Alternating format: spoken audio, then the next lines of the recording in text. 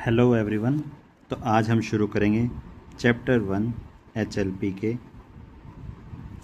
Part 2 से, जिसके 10 question हम कल की वीडियो में कंप्लीट कर चुके हैं। तो आज हम 11th क्वेश्चन से स्टार्ट करेंगे। तो यहाँ देखिए 11th क्वेश्चन में क्या बोल रखा है कि हमें 0.34 और 0.34 को सिंगल डेसिमल में लिखना है। तो 11th क्वेश्चन में हमारे पास 0.34 के ऊपर बार प्लस 0.3 और सिर्फ 4 के ऊपर बार। तो इस क्वेश्चन को देखिए इस तरह से करेंगे कि जितने भी डिजिट्स के ऊपर पॉइंट के बिना पहले पूरा नंबर लिखिए, माइनस जिसके ऊपर डेस बार नहीं है वो लिखिए, डिवाइड बाय उतने 9 जितने डिजिट्स के ऊपर बार है, प्लस पूरा नंबर पॉइंट के बिना, वो नंबर माइनस जिसके ऊपर बार नहीं है, उतने 9 जितने डिजिट्स के ऊपर बार है, और पॉइंट के बाद अगर कोई डिजिट है जिस पे बार नहीं है तो उतने ज़ीरोज़। तो ये आ गया हमारे पास 34/99 माइनस प्लस 31/90। ठीक है, अब इसको एलसीएम लेके सोल्व कर दीजिए, आंसर आ जाएगा। या इसको और ज़्यादा इजी तरीके से अगर आप करना चाहते हैं तो इसको आप ये भी लिख सकते हैं, ज़्यादा इजी वे में। ये लॉन्ग मेथड है, इसको आप 0.343434 ये इस तरह से, 0.344444 इस तरह से, 4 4 8 हो गया, ये 7 हो गया, ये 8 हो गया, ये 7 हो गया, ये 8 हो गया, 6 हो गया, 0 पॉइंट। तो ये इस तरह से बन गया कि 0.687 के ऊपर बार। हाँ 878 878 878, ठीक है। तो 878 के ऊपर हम बार लगा सकते हैं। ये लास्ट वाला देखिए 0.687 के ऊपर बार, ये रहा हमारा आंसर। तो आप इसको एलसीएम लेके सॉल्व करके फिर बाद में डिवाइड करेंगे तो भी यही आएगा। जो आपको जो दोनों में से इजी लगे वो मेथड आप कर लीजिए, या तो ये या फिर ये। नेक्स्ट है हमारे पास sum of all the possible reminders when obtained when the cube of natural number is divided by 9। तो इसके लिए देखिए सिंपली हम पहले कुछ नंबर्स का क्यूब लिख लेते हैं। 1 का क्यूब, 2 का क्यूब, 3 का क्यूब, 4 का क्यूब, 5 का क्यूब और 6 का क्यूब। नेचुरल नंबर्स का क्यूब लिख लेते हैं। तो 1 का क्यूब हो गया 1, 2 का 8, 3 का 27, 64, 125, 260। अब क्वेश्चन की अगर बात करें तो क्वेश्चन में हमें रिमाइंडर बताना है कब, जब डिवाइडेड बाय 9 हो। 1 को 9 से डिवाइड किया तो रिमाइंडर 1 बचेगा। इसको 9 से डिवाइड किया, किसी भी नंबर के क्यूब को 9 से डिवाइड करें, 8 को डिवाइड करेंगे तो 8 आएगा, 27 को डिवाइड करने पे 0, 64 को 9 से डिवाइड करेंगे तो रिमाइंडर 1, 125 को 9 से डिवाइड करेंगे तो रिमाइंडर 8, 216 को डिवाइड करेंगे 9 से तो रिमाइंडर 0। तो मुझे सिर्फ वो डिफरेंट रिमाइंडर्स जो हर बार आ रहे हैं 180 180, आगे भी ट्राई करेंगे तो या तो 1 आएगा या 8 या 0। तो इन रिमाइंडर्स का सम बताना है, और सम आ गया हमारे पास इन सारे रिमाइंडर्स का 9, 1 + 8 + 0। नेक्स्ट हमारे पास क्वेश्चन नंबर 13, 1/7। क्वेश्चन नंबर 13 को इस तरह से दे रखा है कि 1/7 इज इक्वल टू 0.142857। जब हम 1 को 7 से इस तरह से डिवाइड करेंगे, 0 पॉइंट, ये 0 बन जाएगा, 7 1 ज़ा 7, 3 0 4 ज़ा 28, 2 0 7 2 ज़ा 14, 6 0 8 ज़ा 56, 4 0 7 5 ज़ा 35, 5 0 7 ज़ा 49। अब हमने 1 को डिवाइड करना शुरू किया था यहाँ 1 को, और वापस 1 ही आ गया है, तो 6 डिजिट्स आ गई हमारे पास पॉइंट के बाद, और उनके ऊपर लग गया बार। अब इसी तरह से जब आप, अब इसने क्वेश्चन में क्या बोला 1/7 की, तो इसने वैल्यू दे दी। इस 1/7 को लेके हमें लेना है 6 डिफरेंट डिजिट्स होनी चाहिए, और उनके ऊपर इस तरह से बार लगना चाहिए। तो मुझे फर्स्ट 3 पॉजिटिव इंटीजर्स चाहिए ऐसे, जो कब आए, जब 1 को मैं उनसे डिवाइड करूँ। तो 1/7 दे दिया।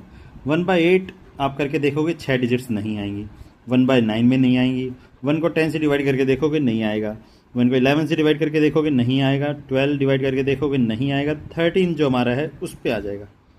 1 को 13 से डिवाइड करके देखो, पॉइंट के बाद 6 डिजिट्स अलग अलग आएंगी और उनके ऊपर लग जाएगा बार, सेम नहीं आएंगी। उसके बाद 14 पे नहीं आएगा, 15 पे नहीं आएगा, 16 पे नहीं आएगा, 17 नहीं आएगा, 18 नहीं होगा, 19 पे 6 डिजिट्स नहीं आएंगी, 1/20 पे 6 डिजिट्स नहीं आएंगे, लेकिन जब 1 को 21 से डिवाइड करके देखेंगे, कैलकुलेटर यूज़ करके देख लीजिए आप जल्दी जल्दी, तो 1 को 21 से डिवाइड करके देखेंगे तब भी हमारे पास 6 अलग अलग डिजिट्स के ऊपर बार लग जाएगा। वो बार ऐसे भी हो सकता है कि 0.00 और 4 डिजिट्स अलग हो, फिर टोटल 6 डिजिट, पॉइंट के बाद 6 डिजिट्स होनी चाहिए और वही 6 डिजिट बार बार रिपीट होनी चाहिए। ठीक है। अब क्वेश्चन में बोला कि ये जो 1/7, 1/13, 1/21, तो ये जो 3 अलग अलग नेचुरल नंबर से डिवाइड करने पे आ रहे हैं, इन तीनों नेचुरल नंबर्स का सम बताना है।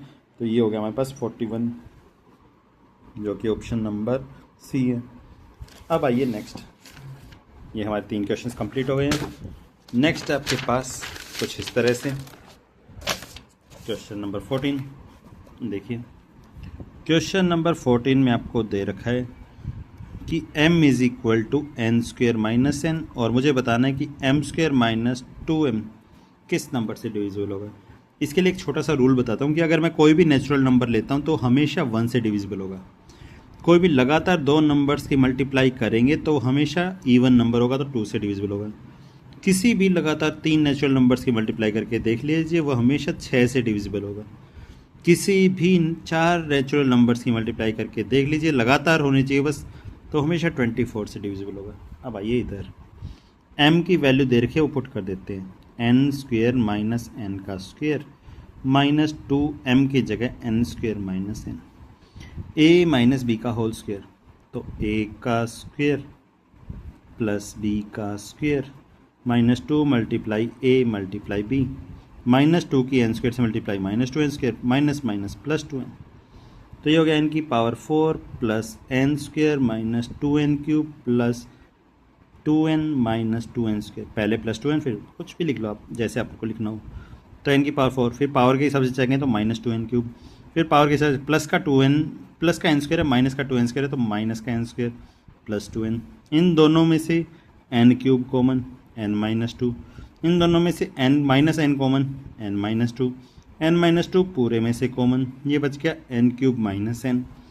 देखिए n माइनस 2 को एज इट इज़ लिख देंगे, n क्यूब माइनस n में से n common, n square minus 1 बचेगा, 1 को 1 का स्क्वेयर लिख देते हैं, तो ये आ जाएगा n माइनस 2, n हमारा बाहर आया हुआ है, ये n plus 1 into n minus 1, a square minus b square, a plus b into a minus b. इसको ऐसे जचा देंगे n minus 2, n minus 1, n और n प्लस 1। ये 4 अलग अलग नंबर्स की मल्टीप्लाई है, इस n को ब्रैकेट में ऐसे रख लीजिए। 4 लगातार नंबर्स की मल्टीप्लाई हमारी 24 से डिविजिबल होगी। आप n की वैल्यू 2 से कोई भी बड़ा नेचुरल नंबर रख के देख लीजिए, ये हमेशा किससे डिविजिबल होगा, 24 से डिविजिबल होगा। ये हमारा आंसर है। क्वेश्चन नंबर 15 में हमें x की वैल्यू दे रखी है √5 minus √2, √5 minus √2 divide by 2, 3 plus √5 minus √2। मुझे जिसकी वैल्यू निकालनी है वो बाद में देखेंगे, पहले मैं इसका सिर्फ डिनोमिनेटर, पूरा नहीं, पहले हम सिर्फ डिनोमिनेटर को सॉल्व करते हैं। डिनोमिनेटर हमारे पास 2 इंटू में 3 प्लस √5 माइनस √2, 3 प्लस √5 माइनस √2, ये √2 है, ये √2 है, तो 2 को लिख सकते हैं √2 का स्क्वेयर इंटू में 3 प्लस √5 माइनस √2। √2 को मैं कॉमन ले लेता हूँ, तो ये बच जाएगा √2 मल्टीप्लाई में 3 प्लस √5 माइनस 1। √2 को मैंने कॉमन ले रखा है, √2 के अंदर मल्टीप्लाई करवा देंगे तो ये हो जाएगा 6 प्लस 3 2 6 प्लस 2 √5 माइनस 1। 6 को लिख सकते हैं 5 प्लस 1 प्लस 2 √5 माइनस 1 इंटू में √2। इसको आगे सोल्व करेंगे तो ये हो जाएगा √5 का स्क्वेयर प्लस 1 का square plus 2 multiply by √5, multiply में 1 कर दीजिए माइनस 1, इतने के ऊपर स्क्वेयर रूट इंटू में √2। ये हो जाएगा हमारे पास √2 इंटू में √5 का स्क्वेयर प्लस 1 का square, a square plus b square plus 2ab, तो ये हो जाएगा हमारे पास √5 प्लस 1 का whole square under the root minus 1। Square से रूट कैंसिल, माइनस 1 से प्लस 1 कैंसिल, √2 की √5 से मल्टीप्लाई आ जाएगा √10। तो डिनोमिनेटर हमने सॉल्व कर लिया, तो ये आ गया हमारे पास √5 माइनस √2 बाय में √10 इक्वल टू x। √10 डिवाइड से मल्टीप्लाई में चला जाएगा, तो √5 minus √2 is equal to x√10। अब आइए क्वेश्चन पे। क्वेश्चन में ध्यान से देखिए कि हमें क्या दे रखा है। हमें x की वैल्यू दे रखी है और यहाँ वैल्यू निकालनी है x√10 की वैल्यू हम पीछे निकाल चुके हैं, तो x√10 प्लस √2 और x√10 प्लस 2 √5। तो x√10 की वैल्यू है हमारे पास √5 माइनस √2 प्लस √2, √5 माइनस √2 प्लस 2 √5। ये हो जाएगा प्लस √2 से माइनस √2 कैंसिल, तो ये आ जाएगा √5 अपॉन 3 √5 माइनस √2। नीचे दोनों रूट के तो रेशनलाइज, 3 √5 प्लस √2, 3 √5 प्लस √2।